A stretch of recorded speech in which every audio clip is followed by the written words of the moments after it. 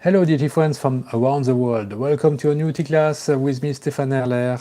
I'm the founder of the Tea Masters blog and the tea-masters.com tea boutique.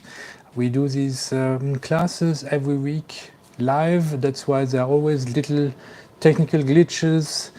And one day we'll find a way to make it horizontal again, I promise. It worked on the French class just a few hours ago, but not in this one.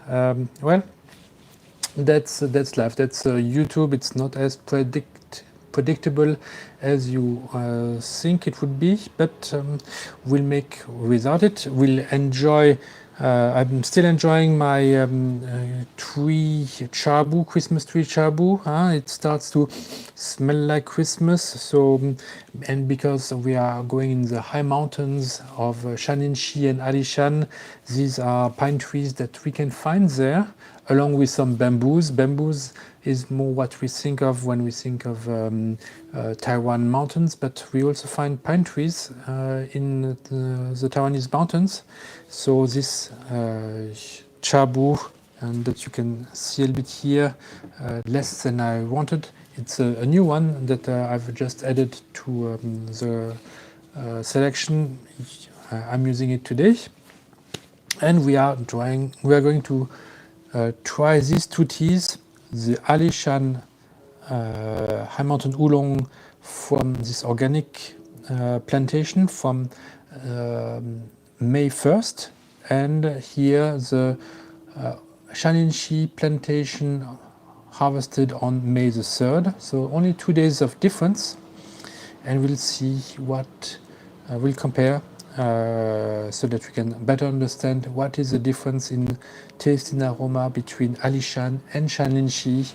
And that's the beauty of high mountain oolong. Each mountain has a little bit its own character, and I will tell you all about it. We'll start by preheating our Gaiwan. Porcelain Gaiwan is the way to go to test tea. So here let's prepare our 2 Gaiwan. So these 2 teas are Qingxing Oolong for the cultivar, both harvested per hand in family-sized plantations in Taiwan in the spring of 2024. Only 2 days apart. The only thing really that separates these 2 teas is the fact that one comes from Alishan, Jiangsu, and the other one, Shaninshi, Yangkang section. Now I already, oh, sorry, I need to, a running nose. I already described Jiangsu, this village, in previous classes. What is interesting, Alishan is really a very large tea region. You really drive many kilometers from one place to another, and to go to Alishan, it climbs slowly but surely. You go higher and higher, but it's once you are there, it seems rather flat. There are no really steep climbs in this Alishan region or in Jiangsu. With Shaninshi, it's actually quite different. To go to Shaninshi in Taiwan, you first have to go through the town of Lugu, which is the very important town in Taiwanese tea culture, because that's where they organize the Dongding competition. And after Lugu, you have this mountain road that is quite steep, and the plantations of Shaninshi are actually quite close to Lugu, but in terms of distance, it's a quick drive, but a steep drive. So this makes the mountains of Shaninshi a little bit more dramatic, because you have a faster change between the lower elevation and the mountains. And in these mountains, then the roads are also a bit more curvy and more sometimes steeper to get there. The other difference between Alishan and Shaninshi is that Shaninshi is located more north of Alishan.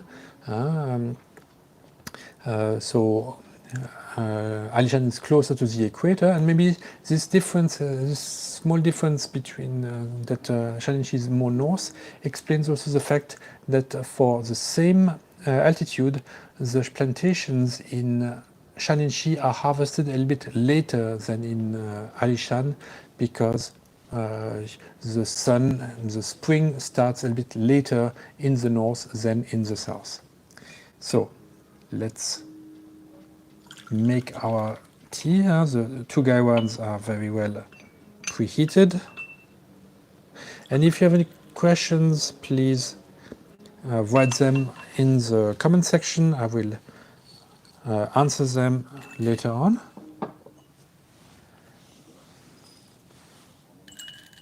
And now we are going to brew these two teas by making the leaves dense.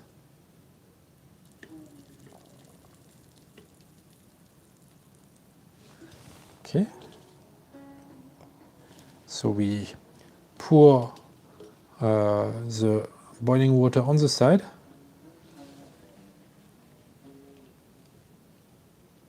And it creates a swirl. Of course, if I make one gesture with my hand, this is not helping. So be quiet and focused when you do this.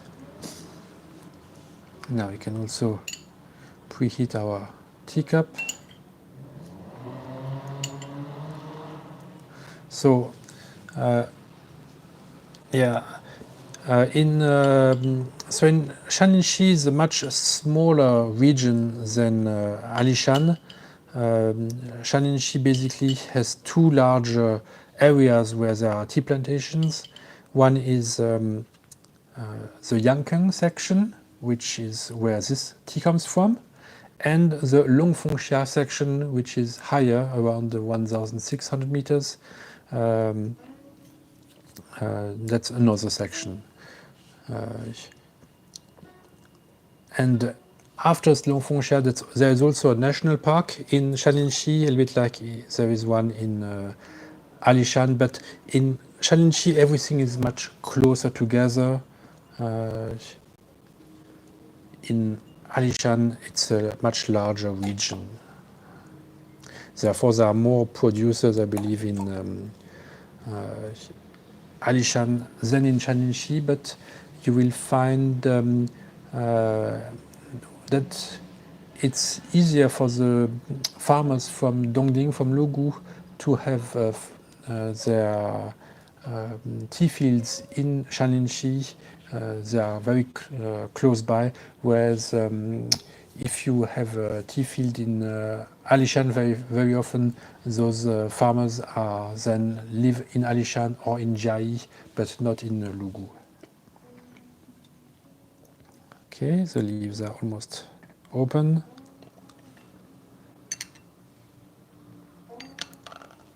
And we can empty the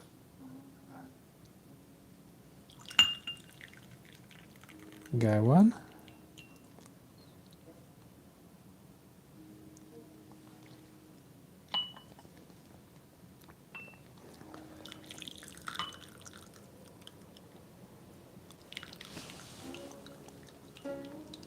Hot.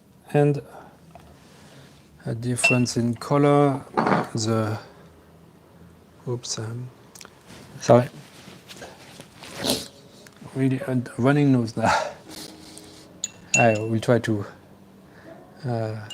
finish the class with our major instrument, the nose. We can smell. Yeah, I can still smell with my nose the teas. We'll start with Alishan and then the Shaninshi.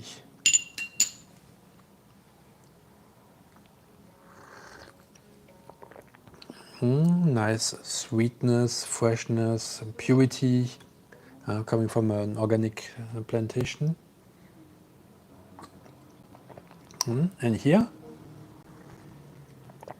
in Shaninshi, the big difference is there is like another layer of flowers. The Shaninshi aromas are much more flowery than the Alishan ones. What can you taste? I hope that at home you have your own sampler of these two teas that is in my boutique available under the category of sampler, or you can also buy these two teas directly in the High Mountain category. So if you drink them side by side, I think it's really very obvious that the profile difference between these two mountains is especially on the aroma side.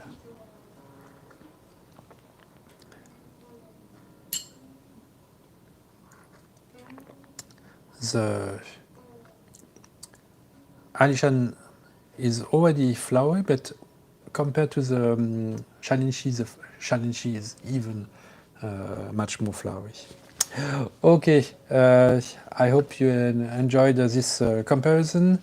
I will be back next week with another tea class about Oui, the book by T. Parker, and we'll talk about Oui tea again, what we do once a month, and then in 2 weeks another tea class about High Mountain Oolong from Shaninshi. Thank you very much. No question. Okay, great. Thank you. Bye bye.